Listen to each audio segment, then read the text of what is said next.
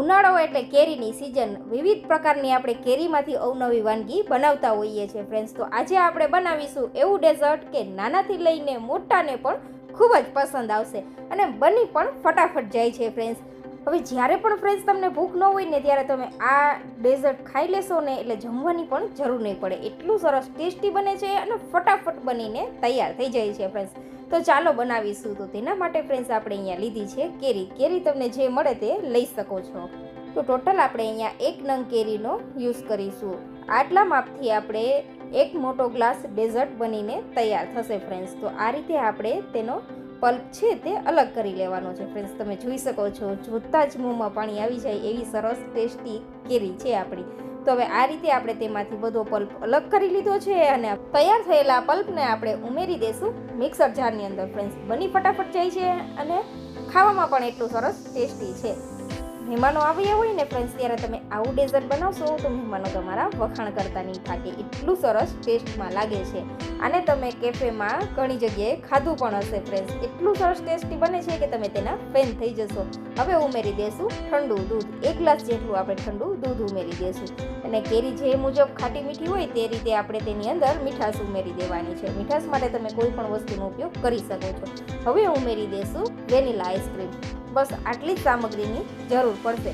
અહીંયા ફ્રેન્ડ્સ પસંદ હોય ને તો તમે સાથે કાજુ પણ ઉમેરી શકો છો, પણ આપણે તેને પછી ઉમેરીશું. તો હવે બધી વસ્તુને સરસ બ્લેન્ડ કરી લઈશું ફ્રેન્ડ્સ. એટલી સરસ ટેસ્ટી એવી સુગંધ આવે છે કે એવું લાગે કે અત્યારે જ પી જઈએ. તો ફ્રેન્ડ્સ આજની આ રેસીપી તમને પસંદ આવે તો પ્લીઝ ફ્રેન્ડ્સ ચેનલને સબસ્ક્રાઈબ કરજો અને વિડીયો તમારા ફ્રેન્ડ્સ અને ફેમિલી મેમ્બરમાં શેર કરવાનું તો ભૂલતા જ નહીં. સરસ એવું સ્મૂથ બ્લેન્ડ થઈને તૈયાર છે ફ્રેન્ડ્સ. તો સર્વિંગ માટે આપણે અહીંયા લઈ લઈશું આ રીતનો મોટો ગ્લાસ. જો નાના ગ્લાસ સર્વ કરો તો 2 ગ્લાસ થશે અને મોટા હશે તો 1 સર્વિંગ તૈયાર થશે. તો હવે આ રીતે આપણે તેમાં ઉમેરી દઈશું રોઝ સિરપ, જેથી દેખાવ પણ ખૂબ જ સરસ આવે. હવે આપણે જે તૈયાર કરેલો પલ્પ હતો તેમાંથી થોડા ટુકડા આપણે આ રીતે ઉમેરી દઈશું અને થોડી એવી તૂટી ફ્રૂટી ઉમેરી દઈશું. પસંદ હોય તો ઉમેરવાની, અથવા તમે અહીંયા ડ્રાયફ્રૂટ પસંદ હોય તો તે પણ લઈ શકો છો. અને થોડો એવો આઈસ્ક્રીમ ઉમેરી દઈશું. પછી તૈયાર કરેલો જે શેક છે, થીક શેક, તે ઉમેરી દેવાનો છે. અને ફરીથી ફ્રેન્ડ્સ આપણે ઉપર આઈસ્ક્રીમ, તૂટી ફ્રૂટી અને ડ્રાયફ્રૂટથી ગાર્નિશ કરી લેશું ફ્રેન્ડ્સ. તો તૈયાર છે ખૂબ જ સરસ ટેસ્ટી એવી મેંગો મસ્તાની.